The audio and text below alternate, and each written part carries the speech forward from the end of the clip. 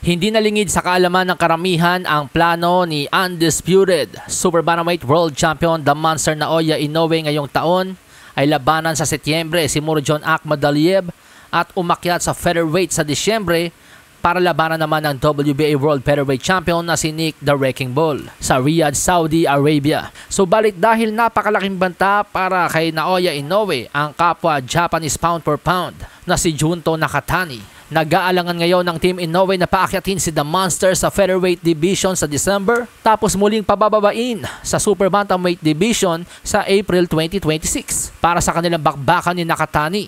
Ayon sa Yahoo Japan, may discussion daw po ngayon ang Team Inoue na baguhin ang kanilang original plan. Ayon sa report ng Yahoo Japan, imbis na umakyat si Inoue sa featherweight division sa Disyembre at labanan si Nick Bull, pinag-aaralan ng kampo ni Inoue na dumipensa pa ng isang beses sa Super Bantamweight division kontra kay Sam Goodman o kaya naman kay Alan David Picasso sa Riyadh, Saudi Arabia sa Disyembre bago labanan si Junto Nakatani sa April 2026. At pagkatapos noon ay tuluyan na po nga aakyat si The Monster sa featherweight division nang hindi na kinakailangan pang bumaba ulit sa Super Bantamweight division para lang kay Nakatani. Pinangangambahan kasi ng Team Inoue na mahihirapan na si The Monster magpanik-panaog ng 126 at 122 once na sumampa na si The Monster sa featherweight division. So wise move po ito para sa Team Inoue. At least hindi po majejeta si Inoue kontra kay Nakatani at hindi pilit yung pagpapataba ni Inoue kontra naman kay Nick Bull.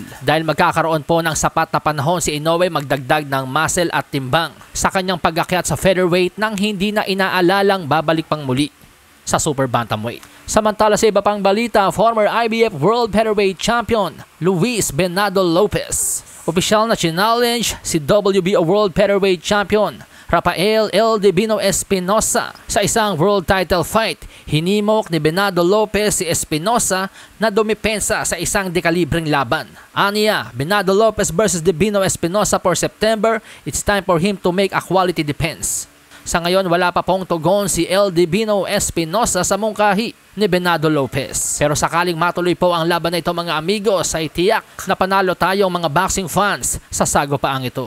Sa kabilang banda, ipinasilip naman po ng Cleto Reyes brand ang kanilang espesyal na ginawang gloves para kay pambansang kamao Manny Pacquiao.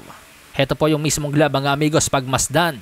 Talaga naman nakaka-proud na ang isang kilalang brand para sa mga boxing equipments na Cleto Reyes ay nag-dedicate pa ng special na gloves para sa pagbabalik ni Manny Pacquiao.